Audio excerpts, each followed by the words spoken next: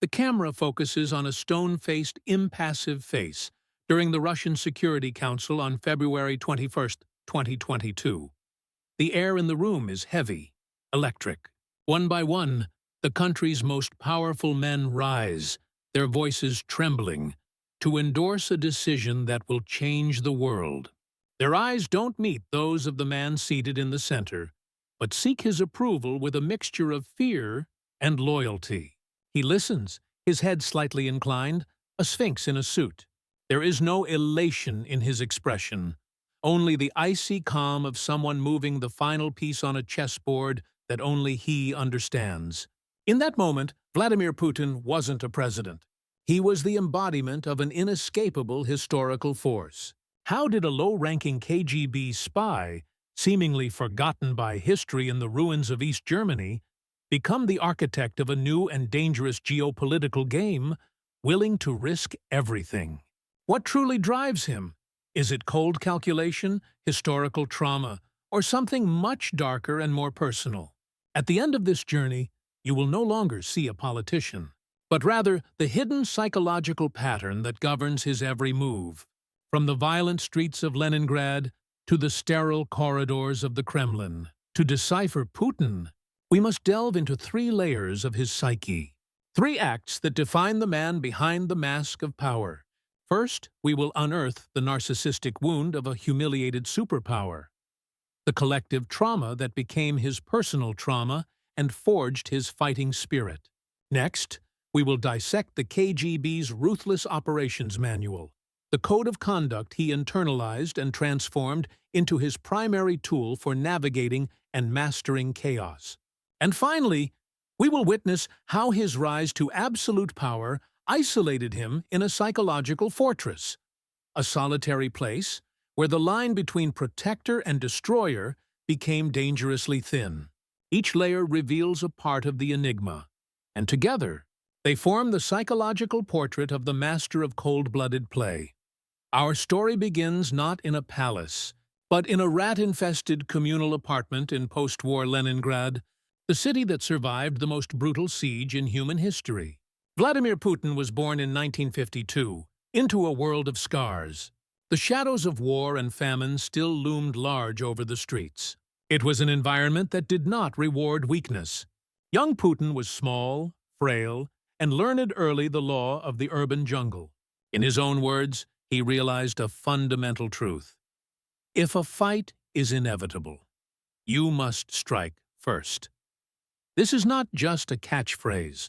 It is the cornerstone of his psyche, a reactive principle forged in the need for survival, which would later become a foreign policy doctrine. The street was not his school, it was his psychological laboratory. There, he learned to read intentions, mask his own emotions, and project a strength greater than his own. Judo, which he began to practice obsessively, was not just a sport. It was a philosophy. It taught him to use his opponent's strength against himself, to maintain his composure under pressure, and, above all, to control his fear. This ironclad control over his own inner state would become his signature. But the true trauma, the wound that would define his destiny, was not personal. It was collective. As a young KGB officer stationed in Dresden, East Germany in 1989, he witnessed the unthinkable. The collapse of the Berlin Wall, the crumbling of Soviet power. Angry mobs surrounded the KGB building. Putin desperately called Red Army headquarters for protection, and the answer he received was a silence that would echo throughout his life. Moscow is silent. In that moment, he was not an agent of a superpower. He was an abandoned man, witnessing the death of an empire in real time. Psychologically, this event is what one might call a deep narcissistic wound. Narcissism here refers not to mere selfishness, but to the identity and sense of worth tied to a larger entity, the Soviet Empire. The fall was not a political defeat. It was an existential humiliation, a symbolic castration. For Putin, the collapse of the Soviet Union, which he would later call the greatest geopolitical catastrophe of the 20th century, was the embodiment of weakness chaos, and betrayal. The silent promise he made to himself in those smoking ruins was not just about rebuilding a country. It was about restoring a sense of pride and order, about ensuring that Moscow would never again be silent when he called. This is the original template of his will to power. A visceral reaction to humiliation, a relentless quest to reverse history and exorcise the specter of weakness.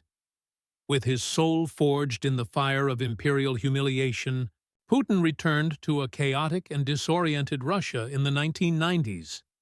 The country was being plundered, sold to oligarchs and foreign powers.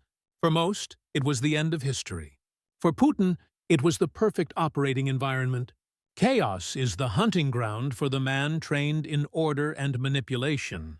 It was here that his central psychological trait, an aversion to chaos and weakness, found its primary tool, the KGB Operations Manual. This manual is not a book.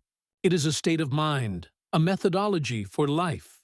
He sees the world not in terms of alliances and ideologies, but of assets, threats, levers of power, and, above all, human weaknesses. His meteoric rise from an obscure bureaucrat in St. Petersburg to Boris Yeltsin's chosen successor was no accident. It was a masterful demonstration of the application of these techniques. He operated in the shadows, becoming the indispensable problem solver, the gray cardinal who understood the workings of power behind the scenes. He practiced maskirovka, the Russian art of military deception on a political scale. His public persona was carefully constructed, a bland bureaucrat underestimated by everyone. While the oligarchs saw him as a controllable puppet, he was mapping their networks, identifying their vulnerabilities, compiling what the KGB called kompromat, compromising material. His rise to power in 1999 was marked by the Second Chechen War. It was his baptism of fire as a leader. Faced with a demoralized nation, he projected the image the country craved, that of a ruthless, strong-willed leader. His famous promise to eliminate terrorists even in the toilet shocked the West, but for Russians, it was the melody of restored order. Psychologically, it was a projection of external force to combat the sense of internal weakness he so despised. He was applying the lesson of the Leningrad street on a national scale: strike first, and with disproportionate force. The consolidation of power in the 2000s was a KGB playbook in action. Oligarchs who challenged him, like Mikhail Khodorkovsky, were publicly crushed, not just as an act of power, but as a spectacle of deterrence. National television was placed under state control, not for blatant propaganda, but for something much more subtle: controlling the narrative, creating a reality where uncertainty and ambiguity reign, and only one voice, his own, provides clarity. This is a fundamental principle of psychological warfare. Confuse the adversary, undermine their confidence in reality. Think about your own life. Have you ever seen someone use silence and ambiguity as a tool of power, whether at work or in personal relationships? Leave your story in the comments. This ability to create a fog of uncertainty, to never reveal one's full hand, is pure spycraft. He rules not by decree, but by suggestion, by implicit threat, by fear of what it could happen. He turned Russia into a reflection of his own mind, opaque, controlled, and dangerously unpredictable. Absolute power, as the saying goes, corrupts absolutely. But psychologically, it doesn't just corrupt, it isolates. And isolation is fertile ground for paranoia and the manifestation of the shadow. The shadow, in the concept of psychologist Carl Jung, is the part of ourselves that we repress, our fears, insecurities, and darkest impulses. For Vladimir Putin, the shadow is the specter of weakness, chaos, and humiliation he witnessed in Dresden. For 2 decades, he fought to keep this shadow chained, projecting an image of strength and stability. But the longer one remains in power, the more the outside world becomes an echo of one's own mind. The inner circle shrinks, Dissenting voices are silenced, not only in society, but within the decision-making process itself.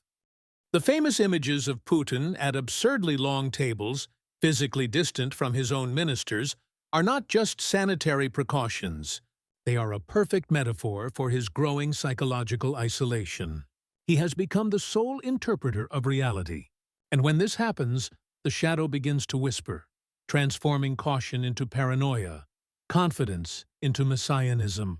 The outside world ceases to be a place of cooperation and becomes a chessboard of existential threats. NATO expansion is no longer seen as a geopolitical maneuver by other nations, but as an act of personal aggression, a repeat of that siege of the KGB building in Dresden, but on a continental scale. The color revolutions in neighboring countries are not expressions of popular will, but CIA operations designed to overthrow him. Here, we enter the territory of what some political psychologists call malignant narcissism. It is a dangerous combination of narcissism, antisocial behavior, paranoia, and aggression. Empathy dissolves. Other countries and their leaders cease to be entities with their own legitimate interests and become pawns in his game, or obstacles to be removed. Putin's duality becomes glaring. To his domestic audience, he is the Ruskik sovereign, the reunifier of the Russian lands, the restorer of national dignity, an almost paternal and protective figure. But to the outside world, the shadow looms large. The annexation of Crimea in 2014 was the first major roar of this shadow. It was a classic KGB operation, swift, stealthy, deniable, exploiting the adversary's weakness and hesitation. The intervention in Syria was another demonstration, a bold move to fill a power vacuum left by the West, proving that Russia was back as an indispensable global actor. But the full-scale invasion of Ukraine in 2022 was different. It was the shadow taking complete control of the state. It was not a cold, calculated move by a spy. It was an emotional crusade, driven by years of pent-up resentment, a paranoid worldview, and a sense of historical destiny. It was the final act of a man who had completely merged with his persona as a national savior, a man convinced that only he could right the wrongs of history and exorcise the demons of the 1991 humiliation. He built a fortress to protect Russia, but ended up becoming a prisoner within it.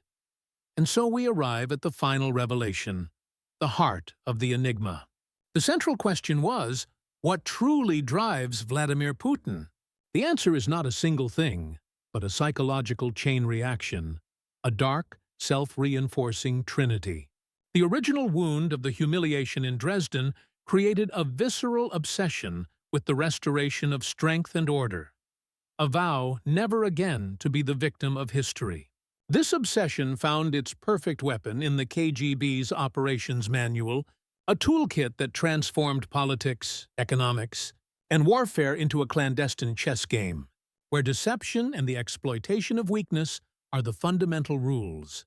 And finally, absolute power and chronic isolation acted as an amplifier, transforming the obsession into a messianic mission and the distrust into a profound paranoia. The repressed shadow of weakness and chaos became so unbearable that he needed to project it onto the outside world and attack it. Vladimir Putin, therefore, is no mere geopolitical strategist. He is the ghost of the Soviet Union in one body. He is the embodiment of an unresolved national trauma, a man whose personal journey from obscurity to absolute power mirrors the narrative he desires for his country. From humiliation to glory, from chaos to iron-fisted order. The invasion of Ukraine was not, in essence, an act of aggression against a neighbor. It was an act of war against time itself. It was a brutal and desperate attempt to erase the humiliation of 1991, to rewrite the end of the Cold War, and to destroy the world that arose from the ashes of the empire he swore to serve.